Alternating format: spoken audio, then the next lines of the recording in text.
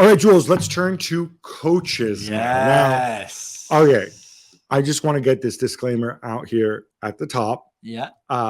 We're talking about who the best coaches, and people are going to talk about results and resources, and it's really difficult to separate the two things. And it's really difficult not to be influenced by what they've done lately. Of course. And it's really difficult not to be influenced by, say, Lionel Scaloni winning the World Cup, which is important. Yeah, of course. All that said, I don't think anybody's going to argue with the guy who's number one. Right? No. I mean, he probably, as you've often said, he would have been number one even if he hadn't won the treble, even if he hadn't won the Champions League. But now that he has, Pep Guardiola cemented even more that number one position. He's the best right now. He might even be the greatest of all time. There's not many who would be in the conversation with him anywhere, apart from maybe Saki and Cruyff, and this is probably it. Maybe Sir Alex, if you want, or another of the British guys. But so Pep right now, outstanding number one, of course. One of the things that strikes me is, we look at it with a player, you have a body of work, there's a career arc, they're young, they enter their prime, and they start to slide and whatever. With managers, obviously that arc is a lot longer. So Carlo Ancelotti's second on this list. We're talking about a 25 plus year career. Yeah. Where you're comparing that with, say, Arteta or Xavi, where their career, certainly in European football, it's just started. It's under 2 years. Yeah. But again, we often say it. You judge a manager over three criteria. I know we have our own criteria for the list, but the style of football that they're playing. So for those 10 guys or 11, 12, whoever you have, the success that they have, not just this season, but in the past, and how much success you think or you expect from them going forwards. And then this ability that they had to improve players individually. Collectively, is the style of football, but individually. And if you look at all these top 10, the Zerbi at 8, Inzaghi, Xavi, Ten Hag, all of them, they've had those three criteria. Some haven't won anything. Some have won a domestic cup, sometimes two. Some have won trebles, of course. Some have won the World Cup.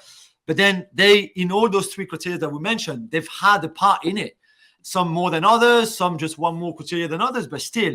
And I think that's why they're there, and that's why they are the best. Yeah, you can say Klopp and Liverpool were disappointing. Klopp never really found the solutions to the problems that his team were suffering. But yet, overall, the style that they've played at times was great. They didn't win anything, okay, maybe, but individually, we've seen some players improving. So it's just, for me, you could mention Eddie Howe, that I think was in my top 10, should be in this top 10.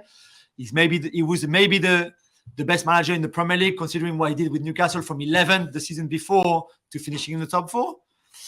But I think this top 10 is very, very strong for all the reasons we've just mentioned. I'm just happy there's 4 Italian managers in there. Here we go. I will point out, so I always think managing a national team is completely different. Managing a national team with Lionel Messi in it is different again. Yes. I'm okay with Lionel Scaloni being at 6 because he doesn't manage a club team, so I have to judge him by national team criteria. And using your criteria, he's got the performances. They had that incredible, super long, unbeaten streak. Yeah.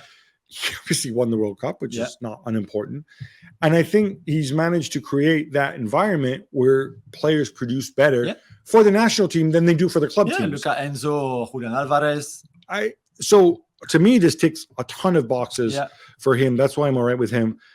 And the same for the Zerbi, just before you go on Xavi, the Zerbi is the same. You can say, okay, he's just arrived in the Premier League. He hasn't even been there a full season. They haven't won anything. Okay, they lost in a domestic cup final, but still he qualified them for Europe for the first time ever. The style of football was amazing. And individually, Estupinan, Mitoma, McAllister, Ferguson, all those players have improved massively since he arrived. So I think he deserves to be there at 8, and he could well be higher next season. Final thought, Xavi at Barcelona. I think some people are going to take issues with the fact that the guy comes in a difficult situation with the financial meltdown and whatever, although they still spend a ton of money because of all of Laporta's levers. Yes. Should he be higher than 10? Maybe a little bit. Let's not forget the style of football was not the most pleasing, and I think it was underwhelming. Yeah, I think he was underwhelmed at times with his own team. So I think we can understand that maybe it's one of those where we say the potential is to be higher up. There's no doubt. He clearly has a very, very good brain and mine as a manager. But right now, it's probably where he deserves to be. And I think the Champions League performances as well weighed in. That and is Europa part League of as his well. body of work. Yeah, when and the he's Europa got- League as and well, Europa League too. Thanks so much for watching ESPN on YouTube. And for more sports highlights and analysis, be sure to download the ESPN app. And for premium content and live streaming, subscribe to ESPN Plus.